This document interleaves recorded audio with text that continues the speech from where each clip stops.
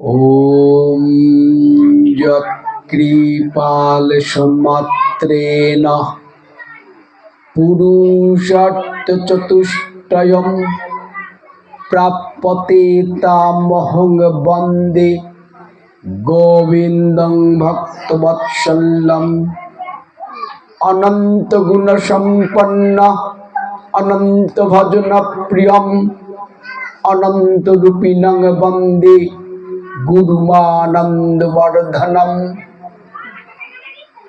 যার নাম সংকীর্তন সর্বপাপ বিনাশক, যার প্রণাম সর্বদুঃখ নিবারক, সেই পরমারাধ্য পরম পুরুষ ভগবান শ্রীকৃষ্ণচন্দ্রের শ্রীপাদ পদ্মে প্রণতি নিবেদন করছি। আজকের এই সংঘাধিবেশনের সম্মানিত সভাপতি মহাশয়, বিদগ্ধ আলোচক বৃন্দ, সমবেত জনতা জনার্দন ও জনজীবনের জননী, সকলেই আমার সময়োচিত অভিবাদন গ্রহণ করবেন। আজকের এই সংঘ শাস্ত্র আলোচনার সংঘ। আমরা এই সংঘগুলোতে শাস্ত্রের তত্ত্বকথা শ্রবণ করি। প্রথমেই প্রশ্ন জাগে, তাহলে শাস্ত্র বস্তুটা কি? শাসনা তারও এর বস্তু স্বশাস্ত্র পরিকীর্তিত। যা আমাদের শাসন করে পরিত্রাণের সুপথ দেখায় তাকে বলি শাস্ত্র। দুঃখের জ্বালায় জর্জরিত আমরা, কিছুতেই পাই না দুঃখের কবল হতে নিজেদের রক্ষা করতে। এমত অবস্থায় শাস্ত্রই আমাদের একমাত্র সহায়। অনন্ত শাস্ত্রং বহুবেদিতব্যং স্বল্পশ্চ কাল বাহবশ্চ বিঘ্না যৎসর্বভূতং তদুপৈষিতব্যং হংস যথা কিরমি বাম্বু মিশ্রম। অনন্ত শাস্ত্র, বহু বাধা, বহু বিঘ্ন। সার তত্ত্ব জানতে হয়। কি করে জানবো? অনন্ত শাস্ত্র, অনেক শাস্ত্র, কিন্তু সার তত্ত্ব আমাদের জানতে হবে। না জানলে আমাদের মানার প্রশ্ন আসে না। আগে জানা, তারপর মানা। যাতে আমরা শাস্ত্রের এই তত্ত্ব জানতে পারি, উপলব্ধি করতে পারি, অনুভব করতে পারি, তারই জন্য এই সংঘাধিবেশনের প্রবর্তন করেছেন অত্যাঞ্চলের গুণী ব্যক্তিরা। তারা চেয়েছেন যে প্রজন্মের পর প্রজন্ম সনাতন ধর্মাবলম্বী সন্তানেরা যেন সত্যকে জানতে পারে, সত্যকে জেনে সেই সত্য পথে চলে নিজের জীবনকে সফল করতে পারে। মনুষ্য জন্মের যেটি মূল লক্ষ্য, সেই আরাধ্যের সঙ্গে মিশে যাওয়া, মোক্ষ, মুক্তি, কৈবল্য লাভ, সেটি যাতে তারা করতে পারে, আর যেন জননী জঠর যন্ত্রণা ভোগ করতে হয় না, সেজন্যই তারা প্রবর্তন করেছেন, প্রতিষ্ঠা করেছেন এই সংঘাধিবেশনের। এই সঙ্গেই আমরা শাস্ত্র কথা শ্রবণ করছি। অনেক শাস্ত্রের মধ্য থেকে সার তত্ত্ব আমাদের অনুভব করতে হয়, উপলব্ধি করতে হয়। এই সার তত্ত্বটা কি? সার তত্ত্ব হচ্ছে সত্যকে জানা। কে সত্য? তিনি সত্য। ব্রহ্ম সত্য, জগৎ মিথ্যা। সেই ব্রহ্মকে জানতে হবে, বুঝতে হবে, ব্রহ্মকে স্মরণ করতে হবে, ব্রহ্মের নির্দেশ অনুযায়ী কর্তব্য কর্ম করতে হবে। তাহলেই অন্তিম কালে আমরা আবার তারই নাম স্মরণ করে তারই ধামে গমন করতে পারবো। তাহলে আমরা বুঝতে পারছি শাস্ত্র হচ্ছে আমাদের শাসন করবার বিধিবিধান। এই বিধি সম্পর্কে আমাদের জানতে হবে। আমরা যদি বিধিপূর্বক কর্তব্য কর্ম করি, তাহলেই আমাদের দুর্লভ মনুষ্য জন্ম পাওয়া সফল হবে। দুর্লভ জন্ম মানুষ প্রার্থতে তৈরপি তন্লব্ধা পরলোকার্থং যত্নং কুর্যাৎ বিচক্ষণ। দুর্লভ জন্ম মনুষ্য জন্ম। দেবতারাও এই জন্ম লাভের আকাঙ্ক্ষা করে। কারণ আমরা যদি ব্যাংকে 1,00,000 টাকা জমা রাখি, প্রতি মাসে চেক সই করে দেই, এক সময় দেখা যাবে যে ব্যাংকার আর আমার চেককে সম্মান করবে না, আমার সইকে সম্মান করবে না, বলবে যে আগে তুমি সঞ্চয় করে রাখো, জমা করো, তারপর তুমি চেক সই করো, তাহলে টাকা পাবে। তো দেবতারা তারা ভোগ করে, ভোগ করে কারা কারা? দেবতারা এবং দৈত্যরা, এরা ভোগ সর্বস্ব। কিন্তু মানুষ এমন এক প্রাণী, এমন এক জীব যারা সঞ্চয় করতে পারে। মানুষ ধর্মকর্ম করতে পারে, যত ভালো কাজ করবে তার তত বেশি সম্পদ, পুণ্য ধনে সে ধনী হয়ে যাবে। আর পুণ্য ধনী হচ্ছে পারের কড়ি, অন্য কোনো ধন সঙ্গে যায় না। শেষের সেদিন ভয়ঙ্কর, সেই দিন আর অন্য কোনো ধন আমাদের সহায় হয় না। অন্য কথা কইবে কিন্তু তুমি রইবে নিরুত্তর। তাহলে শেষের দিন এমন একটা ব্যাপার যে সবাই কথা বলবে, কিন্তু আমার কথা বলার শক্তি হারিয়ে ফেলবো আমি। শুধুমাত্র তাকে স্মরণ করে গোটা জীবন যে পুণ্য সঞ্চয় করেছি শাস্ত্র নির্দেশ মেনে, সেগুলোই আমার সহায়ক হবে, আমার বন্ধু হবে। তখন বন্ধুর পথেও আমি সেই পরম করুণাময়ের কাছে পৌঁছতে পারবো। এই কারণে আমাদের অবশ্যই এই মনুষ্য জন্মকে সার্থক করবার জন্য শাস্ত্র কথা মেনে চলতে হবে। বিধি প্রতিপালনই ধর্ম, বিধির প্রতিপালন করাই ধর্ম। শাস্ত্রের যে নির্দেশনা রয়েছে সেই অনুযায়ী যদি আমরা কর্তব্য কর্ম করতে পারি, তাহলে সেই কর্ম ধর্মে রূপান্তরিত হবে। সে কারণে শাস্ত্রকথা শ্রবণ করা অতীব গুরুত্বপূর্ণ। আর সেই শাস্ত্রকথা শ্রবণ করবার আয়োজন হয়েছে আজকের এই সংঘাধিবেশনে। কি কর্ম করব, কি করা যাবে, কি করা যাবে না, প্রতিনিয়ত আমরা কিন্তু এই বিধির দ্বারা শৃঙ্খলিত। বিধি আমাদের নিয়ন্ত্রণ করে, বিধি আমাদের নির্দেশনা দেয়। তাই আমরা বিধিবৎ কর্তব্য কর্ম করতে সচেষ্ট থাকব। সৃষ্টির আদিতে এই বিশ্ব যথার্থ নিরাকার শূন্য অবস্থায় বিদ্যমান ছিল। তখন স্বর্গ, মর্ত্য, বায়ুমণ্ডল কিছুই ছিল না, ছিলেন শুধু তিনি, অনন্ত অসীম প্রেমময় পুরুষোত্তম। সহসা তার বাসনা জাগলো, বহুশ্যাম প্রজায়তে, আমি এক আছি, বহুতে রূপান্তরিত হব। সৃষ্টি করলেন তিনি জলচর, উভচর, খেচর, সর্বশেষে সৃষ্টি করলেন সর্বচর মানুষকে। এই মানুষের কর্তব্য কেমন হবে তার নির্দেশনামা হিসেবে ম্যানুয়াল গাইড রূপে তিনি নিজেই বেদ রূপে হলেন প্রকাশিত। বেদাৎ শাস্ত্রং পরমং নাস্তি, বেদের থেকে শ্রেষ্ঠ কোনো শাস্ত্র নেই। বেদ বিহিত যৎ কর্ম তদেব ধর্ম, বেদ বিহিত কর্তব্য কর্ম যিনি করতে পারেন তার কর্মই ধর্মে রূপান্তরিত হয়। সেই ব্যক্তি সাধু ব্যক্তি, সেই ব্যক্তি সজ্জন ব্যক্তি যে শাস্ত্র নির্দিষ্ট কর্তব্য কর্মগুলো করে। তো এই যে বেদ, বেদকে বলা হচ্ছে অপৌরুষীয়। অপৌরুষীয় মানে কি? মানে যা কোনো ব্যক্তির দ্বারা রচিত হয়নি, প্রকটিত হয়নি, প্রকাশ হয়নি।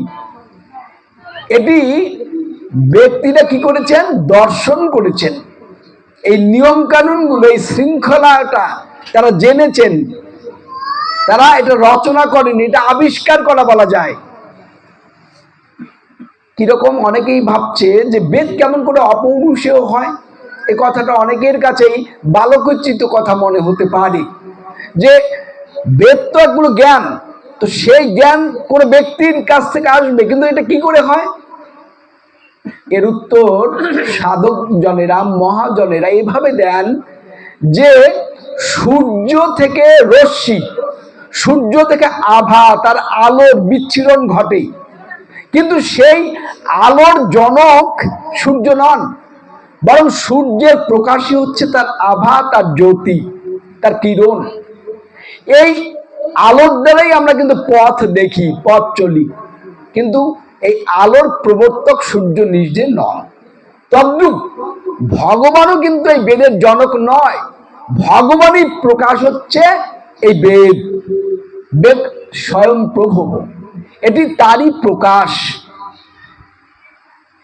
আমাদের শাস্ত্রে এমন নির্দেশনাই রয়েছে, ভাগবতে বলা হচ্ছে বেদ প্রণীত ধর্ম অধর্মস্তদ বিপর্যয়, বেদ নারায়ণ সাক্ষাৎ স্বয়ং ঋতু শ্রুম। বেদ তারই প্রকাশ, তার কাছ থেকে এসেছে। তাই বেদ আর ভগবানের মধ্যে কোনো পার্থক্য নেই। বেদের নির্দেশ মানেই ভগবানের নির্দেশ। এটাকে আমাদের শিরে বহন করতে হবে, এটাকে আমাদের মানতে হবে। যারা বেদ বিহিত কর্তব্য কর্মে তাদের কর্মই একমাত্র ধর্ম হয়।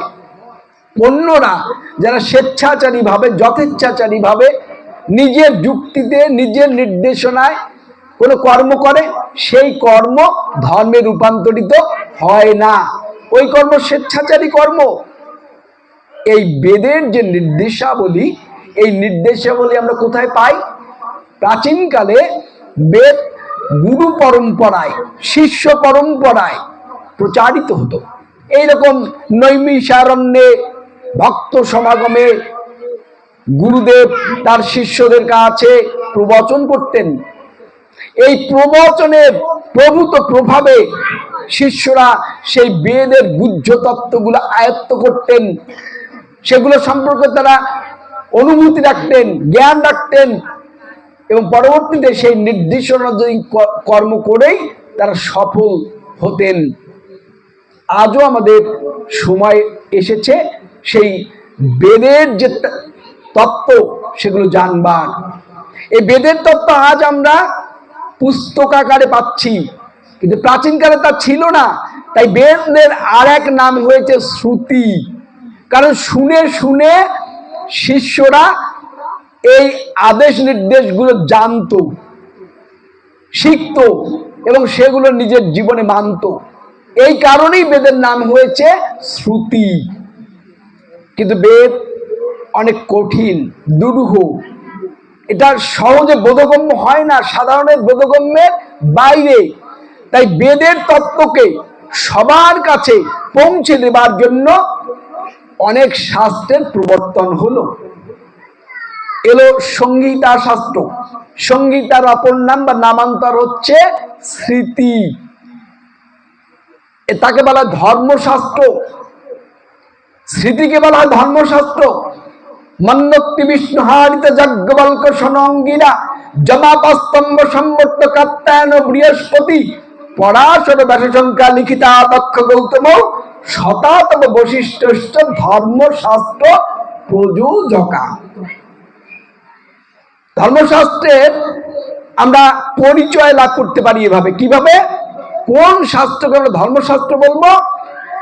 আমাদের ঋষিরা বলছেন, যাজ্ঞবল্ক ঋষি বলছেন যে মন্নক্তি বিষ্ণুহারিত যাজ্ঞবল্ক সনঙ্গিরা জমাপস্তম্ভ সম্বর্ত কাত্যায়ন বৃহস্পতি পরাশর ব্যাসশঙ্কা লিখিতা দক্ষ গৌতম শতাতম বৈশিষ্ট্য ধর্মশাস্ত্র প্রযোজকা। 20 জন ঋষি যারা বেদমন্ত্র দর্শন করেছেন, তাদেরই মধ্যে 20 জন ঋষি বেদের ভাষ্য স্বরূপ, বেদের ব্যাখ্যা স্বরূপ, বেদের সেই গুহ্য আদেশগুলোকে জনসম্মুখে প্রচার করবার জন্য, জনকল্যাণার্থে তারা যে সংহিতা শাস্ত্র প্রণয়ন করেছেন, তাদেরই নামানুসারে সেই শাস্ত্রগুলো নামকরণ হয়েছে। এর সংখ্যা কয়টি? ধর্মশাস্ত্রের সংখ্যা 20টি। মন্নক্তি বলেছে, অর্থাৎ মনু অত্তি, বিষ্ণু হারিত, মন্নক্তি বিষ্ণু হারিত, যাজ্ঞবল্ক, উষণ, অঙ্গিরা, এইভাবে 20 জন ঋষি বেদের যে গুহ্য তত্ত্ব উপলব্ধি করে সাধারণের উপযোগী করে প্রচার করেছেন। আর তাদের নামানুসারে সেই শাস্ত্রগুলোর নাম হয়েছে সংহিতা শাস্ত্র। মনু সংহিতা, বিষ্ণু সংহিতা, উষণ সংহিতা, অত্রি সংহিতা, হারিত সংহিতা, এইভাবে বিবিধ সংহিতা আমরা পাই। আমাদের শাস্ত্র সংখ্যা প্রকারভেদ রয়েছে। সেখানে বলা হচ্ছে যে বেদ, স্মৃতি, পুরাণ, তন্ত্র, এভাবে অনেক শাস্ত্র, অনন্ত শাস্ত্র আমি একটু আগে বলেছিলাম শ্লোক। সেই অনন্ত শাস্ত্রের মধ্যে বেদ কয় ভাগে বিভক্ত হয়েছিল? 4 ভাগে বিভক্ত হয়েছিল। প্রথমত বেদকে 4 ভাগে বিভক্ত করা হলো। একটা হচ্ছে ঋগ্বেদ, সামবেদ, যজুর্বেদ এবং অথর্ববেদ। তাহলে আমাদের গীতে আবার ত্রৈবেদা শব্দটি রয়েছে কেন? এটা বৈশিষ্ট্যের দিক থেকে। অথর্ববেদকে বাদ দিয়ে বৈশিষ্ট্যের দিক থেকে আমাদের এই ত্রৈবেদা শব্দটির প্রচলন শাস্ত্রে রয়েছে। সেখানে ঋক, সাম আর যজু, একটা পদ্য আকারে একটা গদ্য আকারে, এভাবে আমাদের ছন্দের কারণে এই বিভক্তিটা এসেছে, ত্রৈবেদা। আবার পুরাণ আমাদের রয়েছে। পুরাণগুলো অনেক প্রকারের।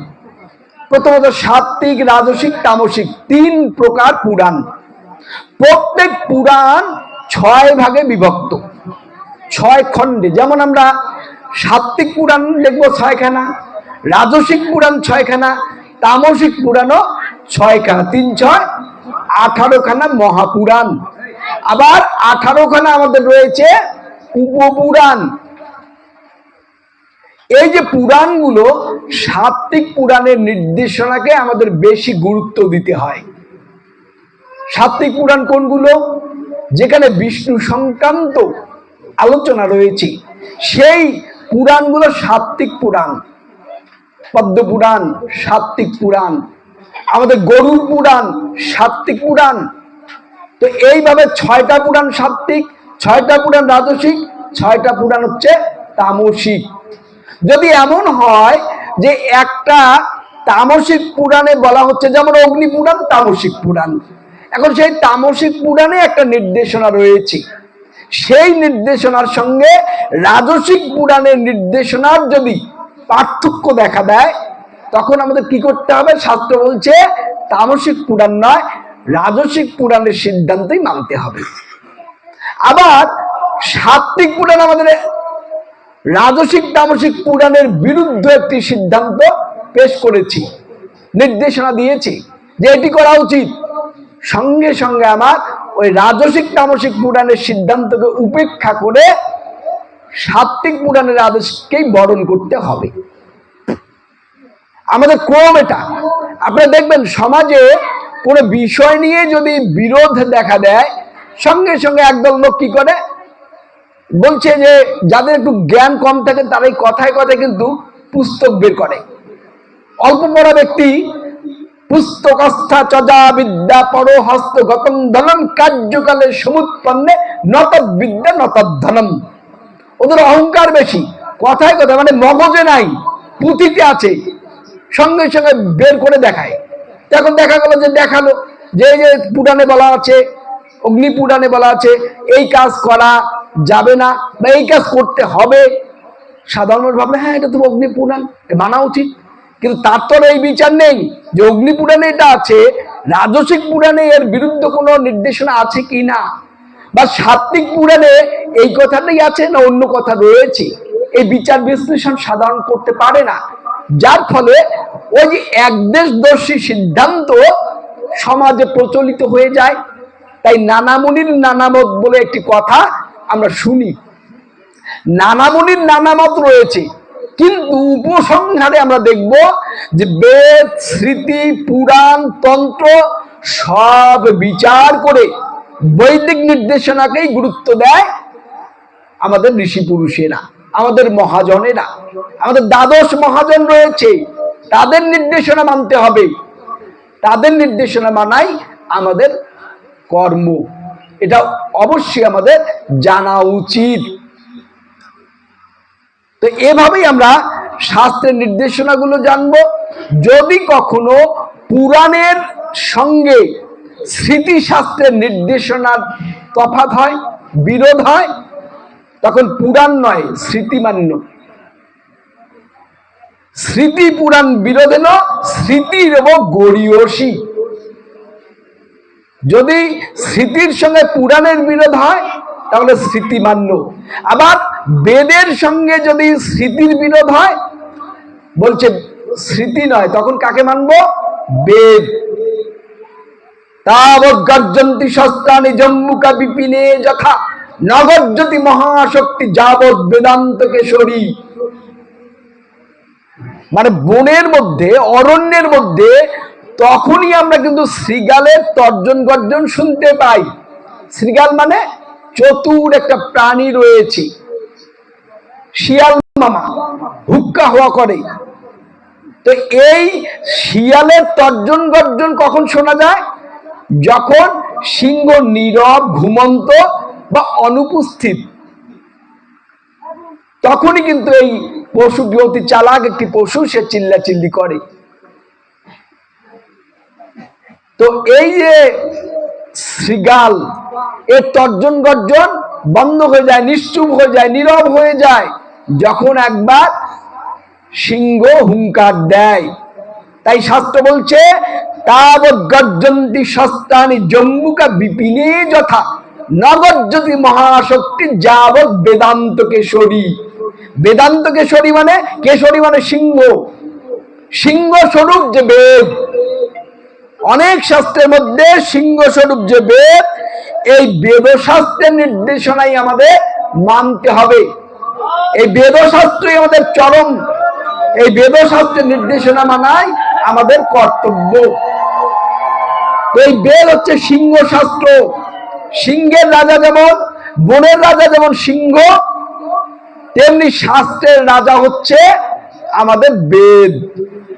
তাই বেদ বিহিত কর্ম করতে হবে। তো যখন অনেক শাস্ত্রের মধ্যে বিরোধ দেখা যাবে, মতান্তর দেখা যাবে, যুক্তি গ্রাহ্য হবে আমাদের বেদের নির্দেশ। কিন্তু বেদের নির্দেশ সহসা সাধারণে উপলব্ধি করতে পারে না, সেই কারণে গুরুর সন্নিধানে যেতে হয়। কিন্তু আজ আমরা তো গুরু কাকে করব, কাকে করা উচিত এমন তথ্যই জানি না। যে বাড়িতে এলো, সুন্দর সুন্দর কথা বললো, মাতাজি ইত্যাদি ইত্যাদি সম্বোধন করে আমরা তাকেই চাউল কলা দিয়ে ভোজাই, তাকেই আমরা খেতে দেই, আপ্যায়ন করি। মানে মনোলোভা কথা বলে, আকর্ষণ যুক্ত কথা বলে, আমরা এতে অনেক সময় ভুলে যাই। কিন্তু শাস্ত্র বলছে যে তোমাকে গুরু নির্বাচন করতে হবে, আগে জানতে হবে গুরু হবার যোগ্য কে। আমরা যদি রাস্তা চলি তাহলে আমাদেরকে পাথেও সঙ্গে নিয়েই রাস্তা চলতে হয়, না হলে দূরের পথ চলতে গেলে পথ ক্লান্তি আসবে, তাই আহার করতে হবে। দূরের পথ যাবার জন্য আমার যানবাহনের প্রয়োজন হবে, বিভিন্ন কারণে পাথেও দরকার। পাথেও বিহীন কোনো পথিক গন্তব্যে পৌঁছতে পারে না, পৌঁছা যায় না, তাই গুরুর প্রয়োজন। তাহলে আধ্যাত্মিক পথের পাথেও স্বরূপ গুরুই হচ্ছে আমার আদর্শ। সেই আদর্শ আমি যার গ্রহণ করব, সেই গুরুর যোগ্যতা আদৌ গুরু হবার আছে কিনা, তিনি গৌরবান্বিত কিনা, তার চলাফেরা শাস্ত্রসম্মত কিনা, এটা জানতে হবে। আমার শাস্ত্র বলছে কাকে আমি গুরু রূপে বরণ করব। কে গুরু হবে? বেশি বাচাল ব্যক্তি, চপল ব্যক্তি, চঞ্চল ব্যক্তি না। শান্ত দান্ত কুলীনশ্চ বিনীত শুদ্ধ বেশবান শুদ্ধাচার সুপ্রতিষ্ঠিত সুচির দক্ষ সুবুদ্ধিমান আশ্রমী ধ্যাননিষ্ঠ তন্ত্র মন্ত্র বিশারদা নিগ্রহণ গুণে শক্ত গুরুরিত্য বিধিয়তে, যিনি শান্ত দান্ত কুলীন। কুলীন কাকে বলবো? বলছে বিদ্যা দদাতি বিনয়াম বিনয়া জাতিপাত্রতাম পাত্রতার ধর্মপ্রতি ধনার ধর্ম তত সুখম। কুলীন ব্যক্তি হতে হলে তাকে বিদ্যার্থী হতে হবে, বিদ্বান হতে হবে। আচার বিনয় বিদ্যা প্রতিষ্ঠা তীর্থ দর্শন নিষ্ঠা বৃত্তি তপদান লবতা কুলীন ব্রাহ্মণ লক্ষণম। আমি একজন ব্রাহ্মণকে গুরু রূপে বরণ করব, তার কি বৈশিষ্ট্য থাকতে হবে? শাস্ত্রই বলছে আচার তার জন্য শুদ্ধ হয়। একটু জল খেয়েছে, হাত ধুয়ে ফেলবে। এঁঠো জিনিস, হাত ধুয়ে ফেলবে। ঠাকুর ঘরে যাবে, হাত পা পঞ্চাঙ্গ ধৌত করে যাবে। বাইরের থেকে এলো, হাত মুখ না ধুয়েই ঠাকুর ঘরে প্রবেশ করলো, বা পায়ে স্যান্ডেল দিয়ে পুষ্প চয়ন করলো, বা আসমনের জন্য যে জল নিয়ে যাচ্ছে, পায়ে পাদুকা বা বিষ্ঠা লেগে আছে, বা পোশাক যেটি পরেছে ওটি বাসি পোশাক, এমন ব্যক্তির আচার গুরু হবার উপযুক্ত নয়। গুরু হতে হলে তাকে অবশ্যই আচারী হতে হবে। আচার পরম ধর্ম। আচার বাদ দিয়ে ধর্ম হয় না। শুধু বাহ্যিক চাকচিক্যতা দিয়ে ধর্ম আচরণ করা যায় না। ধর্ম অন্তরের বস্তু। সে যে অন্তরময়, অন্তর মিশালে তবে অন্তরে তার পরিচয়। তিনি ভাবজ্ঞানী জনার্দন। ভাবের বসেতে হরি হয় উদয়, ঈশ্বরের আসক্তিতে মুক্তি নিশ্চয়। তাই ভাবটাকে নির্মল সাত্বিক করবার জন্য আচারী হতে হবে, কিন্তু অতি আচারী নয়। অত্যাচার করা যাবে না। আচারটা হবে সাত্বিক ভাবে, সাবলীল ভাবে। অতি আচারী আবার একটা রোগী। তাই আমাদের স্বাভাবিক চলাফেরা করতে হবে শুদ্ধাচারের মধ্য দিয়ে। এই আচারবান ব্যক্তি গুরু হবার উপযুক্ত। বিনয় থাকতে হবে তার। বিনয় কার হয়? যার বিদ্যা আছে তারই বিনয় হয়। যার বিদ্যা আছে সেই বিনয়ী হয়। সেই গুণীকে চেনে। গুণী গুণং ব্যক্তি ন ব্যক্তি নির্গুণ, পিক বসন্তস্য গুণং ন বায়স, করিচ সিংহস্য বলং ন মুষিক। কি বলছে শাস্ত্র? বলছে যিনি গুণী তিনি অপর গুণীকে জানতে পারেন, বুঝতে পারেন।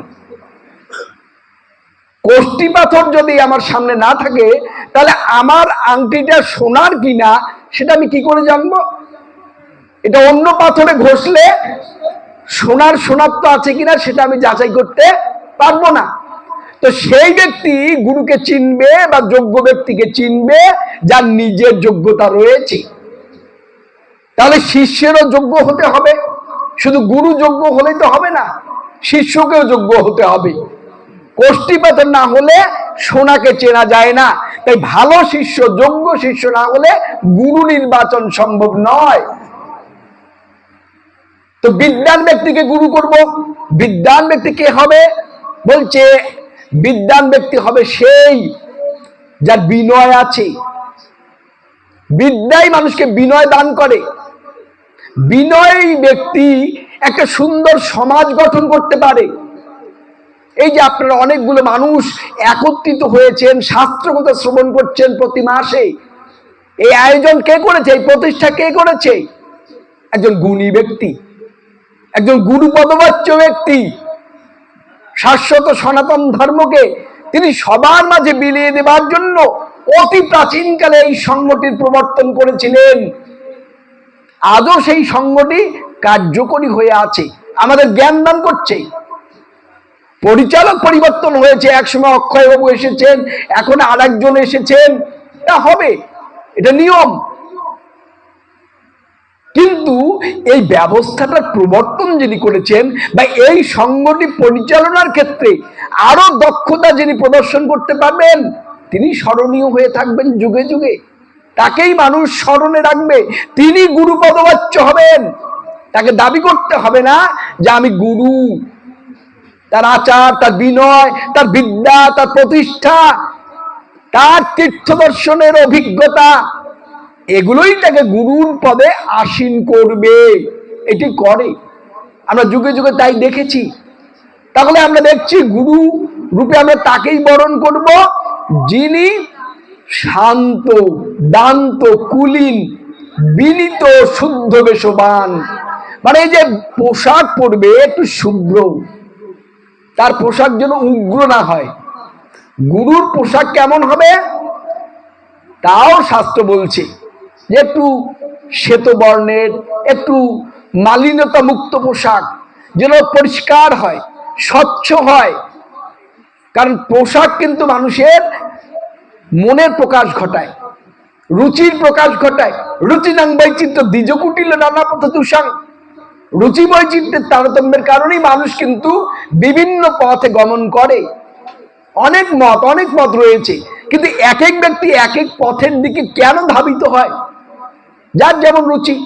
তো ওই যে গুণী গুণং ব্যক্তি, গুণীরাই গুণীকে চিনবে। গুণী গুণং ব্যক্তি ন ব্যক্তি নির্গুণ, যার গুণ নাই সে গুণী ব্যক্তিকে চিনবে না। পিক বসন্তস্য গণম বলছে, বসন্তকালে কোকিলের যে কুহুরব, মধুর সেই সুরেরা কণ্ঠ, এটি কে বুঝবে? বসন্তকালের অন্য কোকিলরাই এই সুরকে উপলব্ধি করতে পারে, কিন্তু বায়স অর্থাৎ কাক, কাক কিন্তু ওই কোকিলের মতো সুন্দর করে ডাকতে পারে না, আর সেটি মনোলোভ হয় না, ওটি কারো পছন্দ হয় না। কোকিলের ডাক যত মধুর, যত মিষ্টি, যত সুরেলা, কাকের কর্কশ ডাক কিন্তু সেটা নয়। আর আমরা দেখেছি কি, যে হাতির শক্তি আছে কিনা, বল আছে কিনা, এটি কে অনুভব করতে পারে? ওই সিংহ। অন্য কোনো প্রাণী, মুশিক অর্থাৎ ইঁদুর, সে কি কখনো সিংহের শক্তি বা হাতির শক্তি কল্পনা করতে পারে? ওর কল্পনা করার কোনো সুযোগ নেই, সম্ভব নয়। তাই যোগ্য শিষ্য হতে হবে, আর যোগ্য শিষ্যই যোগ্য গুরুকে চিনতে পারবে, জানতে পারবে। এটাই শাস্ত্র বলছে। গুণী গুণং ব্যক্তি ন ব্যক্তি নির্গুণ, পিক বসন্তস্য গুণং ন বায়স, করি চ সিংহস্য বলম ন মুশিক। কখনো মুশিক পারবে না যে একটা হাতির কেমন বল রয়েছে, ও ওখানে গেলে পায়ের একদম চ্যাপ্টা চিরা হয়ে যাবে, কিন্তু সিংহ বুঝবে। আর একটি বিষয় মনে রাখতে হবে, যার তার প্রতিদ্বন্দ্বী যাকে তাকে ভাবা যায় না। একজন এলো, কিছু বলে গেল এলোমেলো, আর সঙ্গে সঙ্গে প্রতিবাদ করে বসবো, এটি হয় না। প্রতিবাদ করবারও একটা নিয়ম রয়েছে, একটা শৃঙ্খলা রয়েছে। কে কার কথা প্রতিবাদ করবে, প্রতিধ্বনি করবে?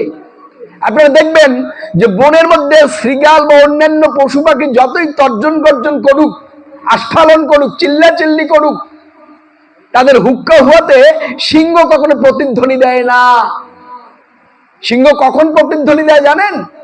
যখন মেঘের গর্জন হয়, তার হুঙ্কারের সঙ্গে সামঞ্জস্যপূর্ণ যে হুঙ্কার, তারই বিরোধিতা করে সিংহ। তাই আমরা একটা গল্প ছোটবেলায় পড়েছি না, কুয়ার মধ্যে একটা বিশাল ইন্দ্রা, সেই ইন্দ্রার মধ্যে শৃগাল সিংহকে নিয়ে গিয়ে বলল যে দেখো, তোমারও তো একটা প্রাণী এখানে রয়েছে, তাই তোমার কাছে যেতে আমার এত দেরি হলো, না হলে আমি তোমার খাদ্য হিসেবে আগেই তো নিজেকে সমর্পণ করেছিলাম। সুচতুর সেই শৃগাল জানে যে উপযুক্ত ব্যক্তি না হলে সিংহ মানবে না যে আমার প্রতিদ্বন্দ্বিতা করবার মতো, আমার আহারকে আটকাবার মতো ক্ষমতা কার রয়েছে। তাই সে যখন গেল, ওই এখন তো ইন্দ্র নাই, বয়োজ্যেষ্ঠরা ইন্দ্রা জানেন, কিন্তু নতুন যারা তরুণ ছেলেমেয়েরা তারা ইন্দ্রা হয়তো দেখেইনি। তো সেই ইন্দ্রা গিয়ে যখন সিংহ দেখলো যে তারই মতো আর একটা, আর সিংহ যত জনে হুঙ্কার দেয় প্রতিধ্বনি হচ্ছে, তার কাছেই আত্মসমর্পণ করে সিংহ। যার তার সঙ্গে বিরোধিতা করা যায় না, কথায় কথায় কারো প্রতিদ্বন্দ্বিতা করা গুণীর ব্যক্তির কর্ম নয়। গুণীকে বুঝতে হবে যে যিনি বলছেন তিনি আমার কথা বোঝার উপযুক্ত কি না। এইসব বুঝেই আমাদের মূলত আগাতে হবে। যত হবে আগুয়ান, তত মিলবে অনন্তের সন্ধান। তিনি অনন্ত অনন্তময় সচ্চিদানন্দ ব্রহ্ম, তিনি অনাদিরাদি গোবিন্দ, তিনি সর্বকারণের কারণ, তিনি প্রেমময় পুরুষোত্তম। ধোঁয়া দেখে যেমন আগুনের অস্তিত্ব অনুভব করা যায়, ঠিক তেমনি নামের নাদ, নামের ধ্বনি পরম করুণামের উপস্থিতিকে ব্যক্ত করে। নামরূপ শব্দ ক্রমশ ভক্তের অন্তঃকরণের দুয়ারকে খুলে দেয়, উন্মোচিত করে দেয়। তখন নাম, নামী আর ভক্তের মধ্যে একটা অভেদ সুন্দর সম্পর্ক গড়ে ওঠে। এই সম্পর্ক যার যত সুদৃঢ় হয়, যার বন্ধন যত ভালো হয়, সেই পরমাত্মা পরম পুরুষকে দর্শন করে। তাকে দর্শন করতে হয় কোথায়? দ্বিদল পদ্মে তার দিব্যরূপ দর্শন করা যায়। তাই মনের আয়নাটাকে পরিষ্কার রাখতে হবে, মালিনতা মুক্ত করতে হবে। আয়নায় যদি আমার কলঙ্ক থাকে, নোংরা থাকে, তাহলে কিন্তু নিজের প্রতিচ্ছবি আমি দেখতে পাবো না। তো বাইরের আয়নার যে অবস্থা, মনের আয়নারও তাই সেই অবস্থা। মনের আয়নাকে যত স্বচ্ছ করতে পারবো, তত নিজেকে চিনতে পারবো। নিজেকে চেনা মানে তাকে চেনা। আত্মতত্ত্ব যেই জেনেছে, দিব্যজ্ঞানী সেই হয়েছে। নো thyself, নিজেকে জানতে হবে। নিজেকে জানতে না পারলে সনাতন ধর্মকে জানা যাবে না, সনাতন আদর্শকে জানা যাবে না। সনাতন আদর্শকে জানতে না পারলে এই মনুষ্য জন্ম ব্যর্থ হয়ে যাবে। দুর্লভ জন্ম পেয়েছি আমরা। দুর্লভ কথা লোকে শ্রীমদ ভাগবত ভাবা, কোটি জন্ম সমুত্থেন পুণ্যে নেই লভ্যতে। অনেক জন্মের সুখ্যাতি না থাকলে, পুণ্য ধন সংগ্রহ না থাকলে, কেউ এই শাস্ত্র কথা ভাগবত কথা শুনবার সুযোগ পায় না। এই অত্যাঞ্চলে বহু ব্যক্তি রয়েছেন সনাতন ধর্মাবলম্বী, প্রত্যেকের এই পৌর্ণমাসী সঙ্গে আসবার সুযোগ ঘটে না। কেন ঘটে না? একটু অর্থ ব্যয় করলে হয়, শরীরের শক্তি থাকলেই হয়, কিন্তু কই তাদের পক্ষে আসা সম্ভব হয়ে ওঠে? সব দিন সবাই আসতে পারে? আসা যায় না। যেদিন যার কৃপা হয়, যেদিন যার উপর সেই আরাধ্যের কৃপা হয়, সেই দিন সেই ভক্ত এই পৌর্ণমাসী সঙ্গে এসে পুণ্যতা অর্জন করতে পারে। আজকের এই পুণ্যাত্মা পূর্ণানন্দ বাবু, তার গৃহে তার আহ্বানে এসে আমরা পুণ্য সংগ্রহ করতে পারছি কেন? আমাদেরও পূর্বজন্মের স্বীকৃতি রয়েছে জন্য, নইলে এখানে আসা সম্ভবপর হয়ে উঠতো না, সবার হয় না। সাধু সঙ্গত ভবে বিপ্র, শাস্ত্রাণং শ্রবণং প্রভো, হরি ভক্তির ভবে তস্মাৎ তত জ্ঞানং তত গতি। সাধু সঙ্গে এলে শাস্ত্রগত শ্রবণ করা সম্ভব হয়, আর শাস্ত্রগত শ্রবণ করে সেই অনুযায়ী কর্তব্য করলে গতিটা ভালো হয়। দিনের শেষে মলিন বেশে সূর্য যখন বসলো পাটে, খেলাধুলা সাঙ্গ করে এলাম আমি পাড়ের ঘাটে। ভেবেছিলেন নৌকো পাবো, মিলবে ভালো কর্ণধর, হাস্য মুখে তরব নদী, মূল্য দিয়ে স্বর্ণ ভার। সকাল থেকেই করেছিলাম অপব্যয়ের আয়োজন, একটি বড় হয়নি মনে উপার্জনের প্রয়োজন। মস্ত ঘরের ছেলে বলে বড়ই ছিল অহংকার, মাঝি মোরে খাতির করে ভবের নদী করবে পার। ভিন্ন নিয়ম পাড়ের ঘাটে, পাড়ের ঘাটের ব্যাপার দেখে হঠাৎ আমার স্বপ্ন কাটে। উদ্বেলিত উর্মি দেখে বক্ষ কাটে বারংবার। কে এলো রে নবীনে বেপারের তরুণী, গুঞ্জমালা গলায় দুলে বাঁকা চূড়ায় বাঁধা কেশ। কেউ কোথাকে দেখেছই মাঝি রমণ মোহন বেশ। নৌকো ভাসে নাবিক আসে, আসে না তো আমার কাছে, ডাকে পারে যাবে কে ভাই, পারের করি কাহার আছে? আছে আছে আমার আছে বলি তখন দেখাই হাসি। মাঝি বলে পারের সময় পরের ধনে চলে না ভয়, নিজস্ব ধন শুল্ক দিলে তরা করে নে পারে নিয়ে যাই। চারাল জোলা পার হয়ে গেল, কিন্তু কুলীন বামনও রইল পড়ে। কেন? পুণ্য ধন নেই যে। পুণ্য ধন যার নেই, পারের করি তার নেই, আর পুণ্য ধনই পারের করি। তাই পুণ্য সংগ্রহ করবার জন্য, পরম প্রভুর কৃপা লাভ করবার জন্য এই সংঘাধিবেশনে ছুটে আসতে হবে, শাস্ত্রের মধুর কথাগুলো শ্রবণ করবার জন্য। কেন আসবো?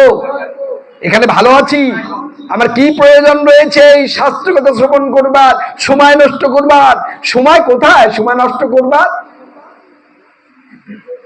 এমন বাক্য অনেকের কাছে শুনবেন, কিন্তু বাস্তবে প্রতিনিয়তই আমরা আশাহত হই, বেদনাহত হই। অনেক কিছু চাই জীবনে, ইটের পরে ইট সাজিয়ে বিশাল অট্টালিকা করব, ইটের পরে ইট, মানুষ তবু কীট, মানুষ অসহায়, মানুষ জানে যে তার কোথায় কমতি রয়েছে, তার শক্তি নেই, সামর্থ্য নেই। যদি ভগবানের কৃপা না হয় এইখান থেকে উঠে নিজের গৃহে প্রত্যাবর্তন করবার কারুরই নেই, আপনার নেই, আমার নেই, কারুরই নেই। পৃথিবীতে এসেছি তার কৃপায়, যেতেও হবে তারই কৃপায়।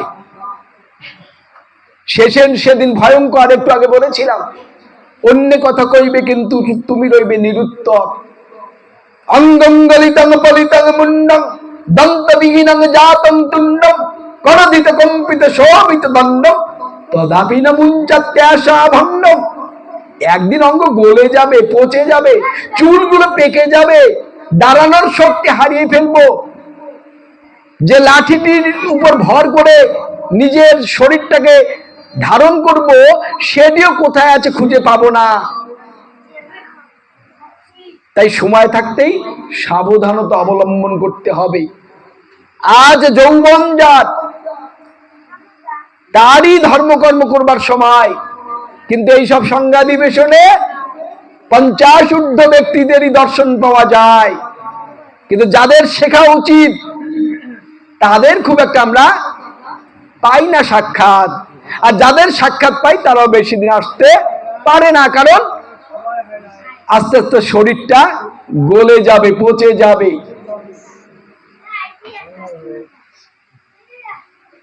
আলোচনা শেষ করব। আসলে রাত্রি অনেক হয়ে গেছে, আমাকে একজন বলেছিলেন যে আধা ঘন্টা, একজন বলেছিলেন 1 ঘন্টা। আমি দোটানার মধ্যে পড়েছিলাম, আমি কোন দিকে যাব ঠিক বুঝতে পারিনি। সেই কারণে বেশিক্ষণ কথা বলতে হলে আলোচনার বিস্তার সেভাবে করতে হবে, আর অল্পক্ষণ আলোচনা করতে হলে সেভাবে আমাকে গোছায় নিয়ে আসতে হবে। তাই আমি কিন্তু একটা কিংকর্তব্য বিমূঢ় অবস্থায় পড়ে একবার চেয়েছিলাম বৃদ্ধি করবো আলোচনা, একবার আবার ভাবছি যে না, সংক্ষেপ করতে হবে। কারণ আমার নিজের ছেলেও বারবার কিন্তু কল দিচ্ছে, কারণ ও একা পড়ে আছে কুড়িগ্রামের একটা বাসায়, এখান থেকে গিয়ে ওকে নিয়ে আসবো আমি। সেই কারণে আর আলোচনা বিস্তার করছি না। আপনারা ভালো থাকবেন, সুন্দর থাকবেন। প্রতিনিয়ত প্রতি মাসে পুণ্য অর্জন করবার জন্য, পরকালের ধন সংগ্রহ করবার জন্য, শাস্ত্র নির্দেশনা পাওয়ার জন্য এই সংঘাধিবেশনে আসবেন। যারা এখানে আলোচনা করবে প্রত্যেকের কথা শ্রবণ করবেন সন্দেহ রেখে, আমি বলছি। আর সেটার জন্য গরুর রাখালরা যেমন করে গরুকে হাল বোয়ায়, ডান ডান বামা করে আর একটু বেত্রাঘাত দেয়, ও কিন্তু লাইনেই যায়, ওইভাবে নয়। যারই কথা শুনবেন সন্দেহ রেখে শুনবেন, তা অবজ্ঞা করে নয়, সন্দেহ রেখে। যদি আপনার পরম্পরার সঙ্গে তার কথার কখনো এদিক ওদিক হয়, তাহলে আপনাকে চিন্তা করতে হবে, তাহলে কি আমার পূর্বপুরুষ ভুল ছিল? হতে পারে না, এখানে কোথাও কোনো গলতি রয়েছে। সেটাকে বিচার করবার জন্য আরেকজন গুণী ব্যক্তির কাছে যাবেন, দ্বারস্থ হবেন, প্রমাণ দেখবেন। এবং প্রমাণ দেখবার যে পদ্ধতি একটু আগে বলেছিলাম, সেই পদ্ধতি অনুযায়ী। হঠাৎ একজন তামসিক পুরাণ দেখালো, আর সঙ্গে সঙ্গে মাথা নুয়ে ওটাকে মানার প্রয়োজন নেই। ওর উপরে আবার আমার রাজসিক পুরাণ আছে, তার উপরে সাত্বিক পুরাণ আছে, তার উপরে তন্ত্র রয়েছে, তার উপরে আমার বেদাদি শাস্ত্র রয়েছে। অতএব সব বুঝে আমার পূর্বপুরুষ যেটি মেনেছিল সেটি আমাকে মানতে হবে। পূর্বপুরুষের নির্দেশনাকে অগ্রাহ্য করা সনাতন ধর্ম নয়। তাই বলছি, প্রাচীনেতে পারে খেতর নবীন যত হাতে আন, এই চলনের চলক থেকে বৃদ্ধিত হয় সিদ্ধ প্রাণ। সেই প্রাচীন পরম্পরার প্রতি শ্রদ্ধা জানিয়ে ওই আদর্শ সবাই আমরা যেন পালন করি, এই আহ্বান রেখে আজকের মতো শেষ করছি। জয় হোক সকল কৃষ্ণ ভক্তবৃন্দের। জয় শ্রীকৃষ্ণ।